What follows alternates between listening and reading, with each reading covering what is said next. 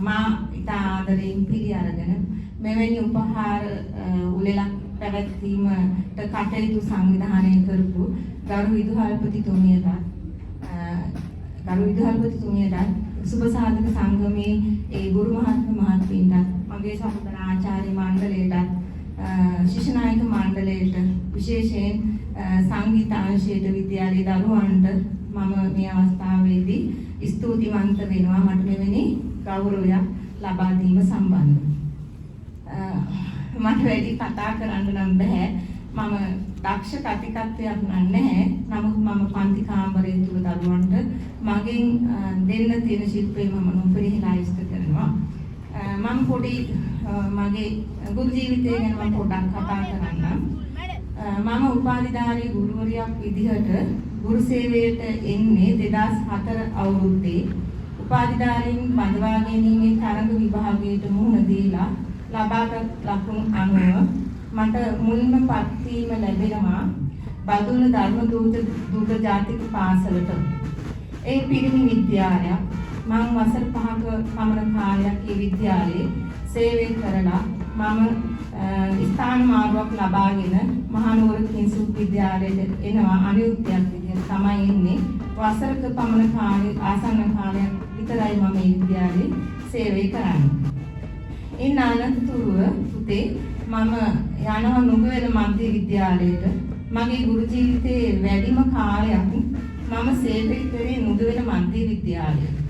මම අවුරුදු 14ක විතර කාලයක් නුගවැල මධ්‍ය විද්‍යාලයේ සේවය කරා. ඇත්තටම මම ඒ විද්‍යාලයට තමයි මම ගොඩාක්ම ආදරේ. මොකද මගේ මහ ගෙදර වල විදුහල්පතිවරු කීප දෙනෙක් යටතේ සහ 200 ගණනකට ආසන්න ආචාර්ය මණ්ඩලයක් සමග සහ 4000ක පමණ දරු දැරියන් සමග තමයි මම මේ විද්‍යාලයේ ගනුදෙනු කරේ. ඉතින් මම මේ වෙලාවේ විද්‍යාලය සිහිපත් කරනවා.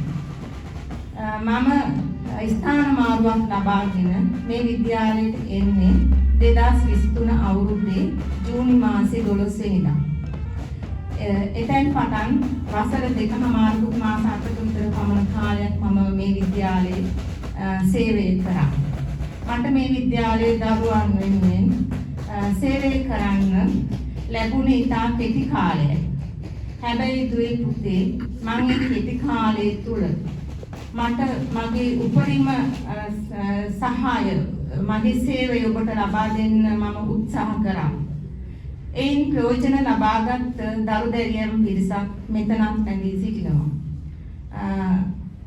ඔබ මට මේ විද්‍යාලයට ආවට පස්සේ 6 වසරේ සිට 11 වෙනි ශ්‍රේණිය දක්වා ඉතිහාසයේ විෂය සහ භූගෝල විද්‍යා විෂය තමයි මට ඉගෙනීම සඳහා අවස්ථාව ලැබෙන්නේ.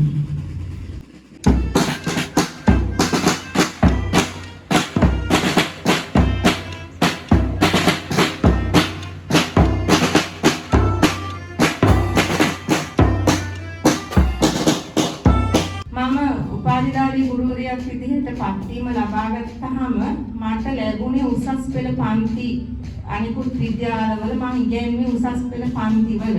භූගෝල විද්‍යා විෂය මම උගන්වලා තියෙනවා. සිංහල විෂය මම උසස් පෙළ දරුවන්ට උගන්වලා තියෙනවා. ඉතිහාසයේ විෂයත් මම උසස් පෙළ දරුවන්ට යම් කාලවල වසරක් දෙකක් පමණ උගන්වලා තියෙනවා. මම සාමාන්‍ය පෙළ සහ උසස් පෙළ දරුවන් එක්ක බොහෝ කාලයක් ගනුදෙනු කරා. මට මේ විද්‍යාලයට ආවට පස්සේ 6 ශ්‍රේණියේ සිට පන්ති ලැබෙනකොට මම මේ පොඩි දරුවෝත් එක්ක ගනුදෙනු කරන්නේ කොහොමද කියන එක මට හරි අභියෝගයක්. මට වෙලාවකට මේ ළමයි ටික මම කොහොමද තියාගන්නේ දඟලනවා. ඉතින් එහෙම මට ලොකු අභියෝගයක් වුණා. හැබැයි මම මේ අභියෝගයට මුහුණ දෙන්නේ මම මේ දරුවන්ට මගෙන් විය යුතු සේවය මම හොඳින් ලබා දුන්නා කියලා මම හිතනවා. මම හරි ආසයි පුතේ මගේ පන්ති කාමරේ ඉන්නවා නම් 40ක් ඒ 40ම හොඳ ප්‍රතිඵලයක් ඉහළ සාමාර්ථයක් ලබා ගන්නවා දකින්න මම හරි ආසයි. එහෙම නොවනහම තමයි මට තරහ යන්නේ. මම සමහර වෙලාවට දඬුවම් ගහනවා. හැබැයි මම ගහලා මම පස්සේ ගිහින් මගේ හිතවත්ටි තමයි ඉතාම සමීපයෙන් හිටපු කෙනා තමයි යශෝදා මින්දිස් මෙනිය සහ සඳමාන. මම ඒ දෙන්නට කියනවා මම අර ළමයාට අද නම් තඩි ගෙවුවා. මම එහෙම ගැහුවි තරහට නෙමෙයි. මම ආදරේ ළමයින්ට මට අර දුක දැනෙන්නේ ඔබ ඉගෙන ගන්නේ නැත්නම්.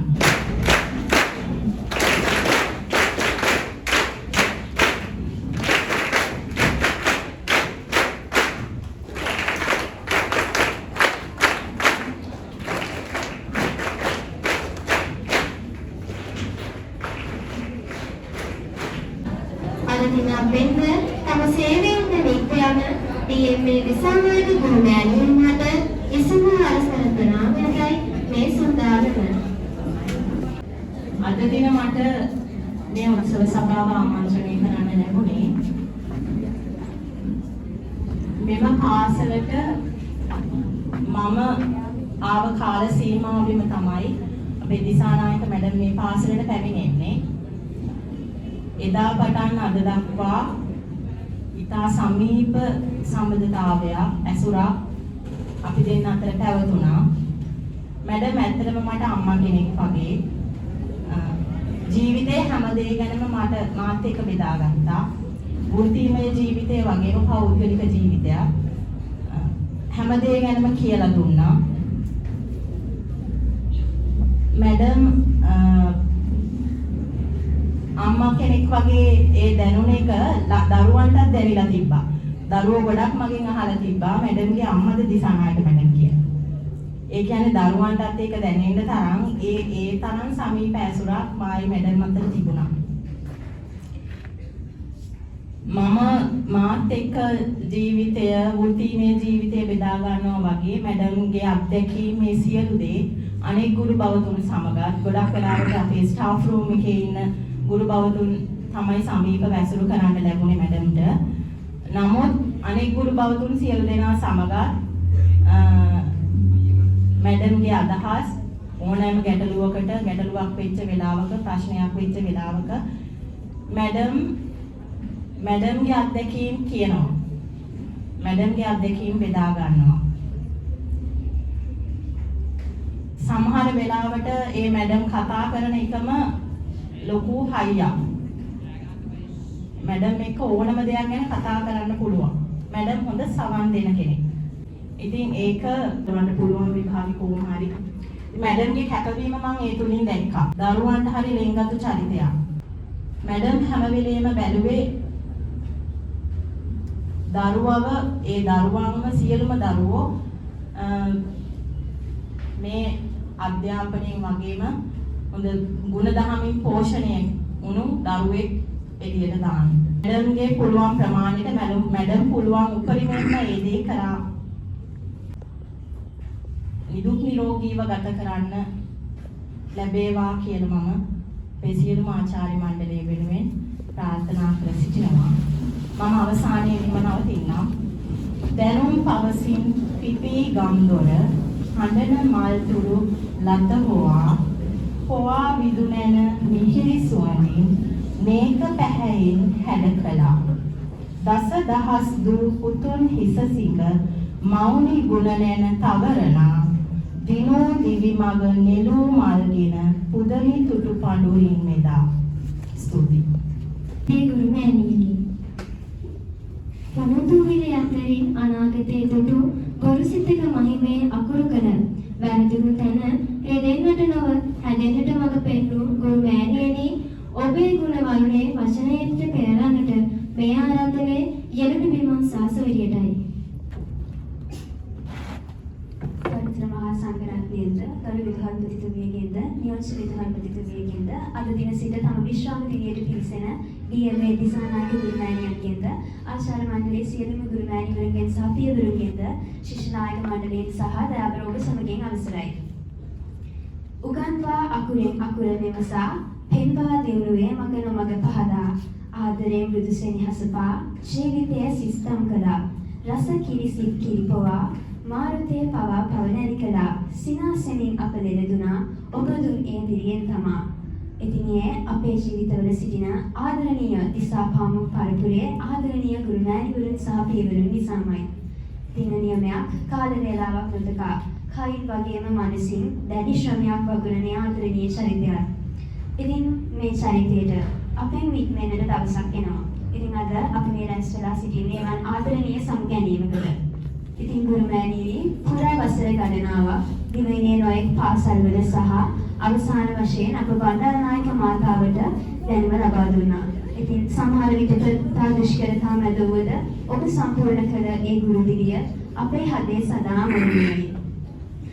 ඔබ සම්පූර්ණ කළ ඒ ගුරු දිවියට අපගේ ගෞරවනීය ස්තුතිය පුද කරනවත් සමග භූගෝලය, ඉතිහාසය යන විශේෂ ක්ෂේත්‍රයන් පිළිබඳ අපිට විශාල ශිල්ප ක්ෂේත්‍රයක් ලබා දුන්න අය තිරේ පිටපස සිටි හරි අපූර්ව ගුරුවරයෙකි. ඉතින් ගුරු මෑණියනි අප නැවත කවදා හෝ දිනක මුණ ගැසෙමු, සිනාසෙමු. ඒ ගෞරවනීය බලාපොරොත්තු හිතේ ඇතිව ඔබට ගෞරවයෙන් නැවතත් ස්තුති දක්වනවා සමග සුබල විශ්‍රාම දිවියකට සුභාසිරි පතමි. ධර්මග කියන අපගේ ජීවිතවල එක් නිමේෂයක් තුළ අපට හමුණු ආදරණීය ගුරුවරිය කෙලෙසත් සුහසක් දරු දැරියන්ගේ ගුණනැන පහන් කොට දිවිමඟ එකතු කර නික්ම යන මේ මොහොතේ පුද දෙන්නට අවසරයි අපගේ ශීර්ෂ ප්‍රණාමයේ වෙලසින් ඔබට චිරන් ජයත ගුරු මෑණියනි. ස්තුතියි සුරිනි.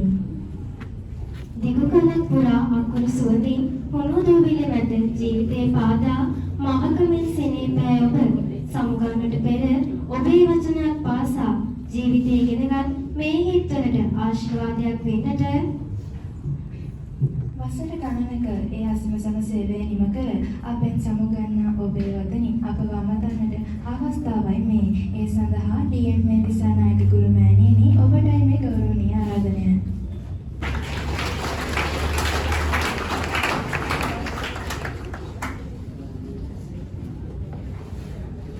අද මගේ විශ්‍රාම දිවිය මුල් කරගෙන මා ඉතා ආදරයෙන් පිළි අරගෙන මෙවැනි උපහාර උළෙලක් පැවැත්වීමට කටයුතු සංවිධානය කරපු ගරු විදුහල්පතිතුමියට සුබ සාධක සංගමේ ඒ ගුරු මහත්මියන්ට මගේ සහෝදර ආචාර්ය මණ්ඩලයටත් ශිෂ්‍ය නායක මණ්ඩලයට විශේෂයෙන් සංගීතාංශයට විද්‍යාලයේ දරුවන්ට මම මේ අවස්ථාවේදී ස්තුතිවන්ත වෙනවා මට මෙවැනි ගෞරවයක් ලබා දීම සම්බන්ධව. ඊළඟට 11 ශ්‍රේණියේ සොයයන් විසින් අද දින අපෙන් වෙන්වන ගුරු මෑණියන් හට සමෘද්ධි තිරණයක් පුදන්නටයි මේ සූදානම. ඒ සඳහා 11 ශ්‍රේණියේ සොයන්ටයි මේ ආරාධනය.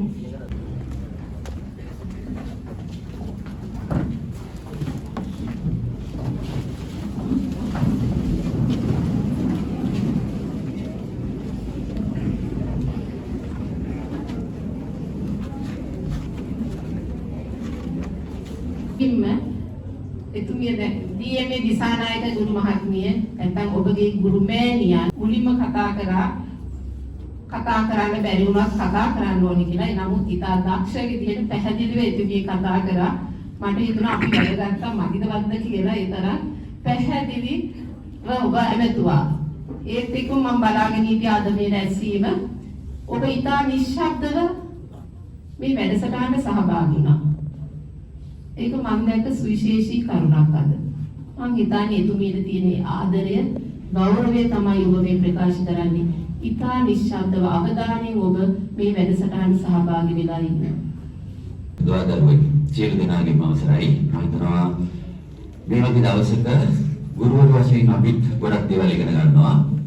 ඒ වගේම දරුවන් වශයෙන් ගොඩක් දේවල් ඉගෙන ගන්නවා. මොකද හැම කෙනෙකුටම ආරම්භයක් වගේම අවසානයක් තියෙනවා.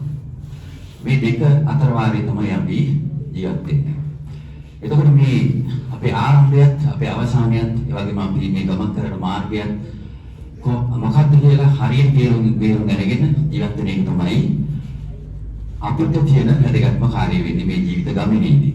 ඉතින් ඔබ ජීවිතේ සාර්ථක කෙනෙක් වෙන්නේ මේ වගේ අවසානයක්, මේ වගේ ලස්සන අවසානයකදී තමයි ඔබ කොයිතරම් දුරට තමන්ගේ අත්දැකීම්, තමන්ගේ උගත්කම, තමන්ගේ දැනුම මේ දේවල් කොච්චර සමාජයට ඔබ දායාද කරාද කියන එක තේරුම් ගන්න පුළුවන් වෙන දවසක් තමයි මේ වගේ දවසක්. ඉතින් මේක අද දවසේ අපේ දිසානායක මහත්මියට උරුම වුණා වගේම මේක දවසේ අපි හැමෝටම උරුම වෙනවා. ඒ වගේම ඔබටත් මේක කවදා හරි අත්දැකීමක් වෙනවා. ඔබට ගොඩාක් දුර ගමනක් තියෙනවා තව ජීවිතේ. ඉතින් ඔබ විශේෂ කර්මවල දවසේ කාලච්ඡේදයේ ඉගෙන ගන්නවට වඩා දෙයක් අද දවසේ මෙතනදී ඔබ ඉගෙන ගන්නවා. මේ වගේ වැඩසටහනකදී ඔබ සහභාගී වෙලා ජීවිතේ යම් පරිවර්තනයක් ඔබට සිදු විය යුතුයි මේ වගේ අවස්ථාවකට සහභාගී වීම නිසා. කොහොම නමුත් ඒක මතක් කරමින් අද දවසේ මේ ශනිකව මේ වැඩසටහන සංවිධානය කර ගැනීමට උනත් විශාල අවශ්‍යතාවයක් තිබුණා වගේම ඒකට වැඩියක් වීමක් කරන්න සිද්ධ වුණා.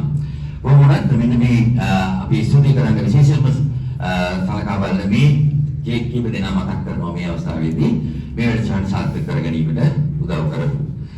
සුදුසුම් වෙනවා අපේ ගෞරවනීය සංඝරත්නයට මෙතෙන්ට වැඩම ආවදාල නිසා ඔබ වහන්සේලා අපට දෙන්නා වූ ගුරුවරකම් නිසා ඒ වගේම ගෞරවනීය මේ වගේ වැඩසටහන් සංවිධානය කරන්න දුන්නා වූ ශක්තිය සංවිධානස සහ ඒ අවශ්‍යතාවය එතුමිය දැනගෙන හිටිය ඒ නිසා සුදුසුම් වෙනවා.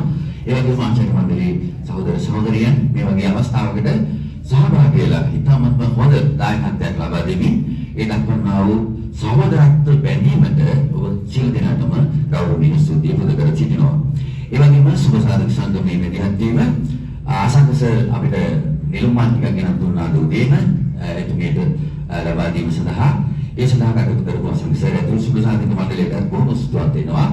තුරවාදක මණ්ඩලයේ තුරවාදක කණ්ඩායම ලබා දෙමින් සුභාසිනී මහත්මිය දක්වපු දායකත්වය සුභාසිනී රාජකරුණා මහත්මිය අද උදෑසන වැස්ස සහිත වුණත් ගෙදරදී මේ දරුවන් ඒට සූදානම් වෙලා ඇඳගෙන ඇවිල්ලා තිබුණා ඉර ගැලපෙන විදිහට ඒ සියලු දේවල් වලට ඇත්තටම අනේක වාරයක් ස්තුතිවන්ත වෙනවා.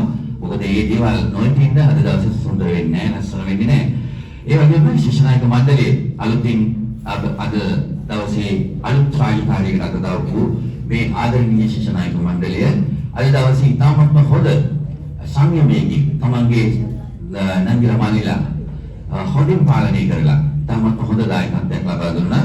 ඊට හොඳ සහයෝගයක් ලබා දුන්නා දාර්ශනික මැඩම් ශිෂ්‍යනායක මණ්ඩලයේ පාරව මෙතන සංවිධානය කරලා මෙතන නිශ්ශබ්දව තබාගෙන ඒ සියලු කටයුතු සාර්ථක කරගන්න ශිෂ්‍යනායක මණ්ඩලය දැක්වූ ඒ අපරිමිත කැපවීමට ස්තුතිවන්ත වෙනවා ප්‍රධාන ශිෂ්‍යනායක ඇතුළු.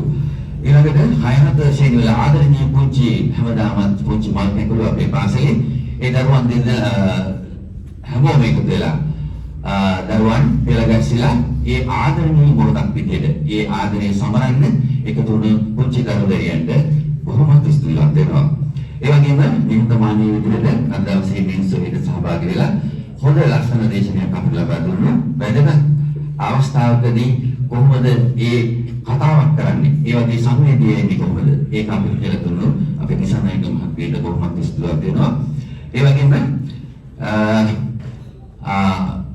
නිවේදන කටයුතු වලදී මේ ශනිකව ඊයේ හවස දැනුම පරිදි ආශාරා අපේ දිනියන් ඒ වගේම මේ දිනියන් මේ කතාවට සම්බන්ධ වෙලා ඉතාමත් හොඳ වැඩසටහනක් සංවිධානය කරන්න අද දවසේ දුන්නා වූ කැපකිරීම සහ ඒ සියල්ලම අපි අවසන් වරට අපි හැමෝම නැගිටලා අපේ ආදරණීය දිසානායක අපේ ගුරු මෑණියන්ට ආචාර්ය කරමු ආයුබෝවන් කියලා හැමෝම ඇදලා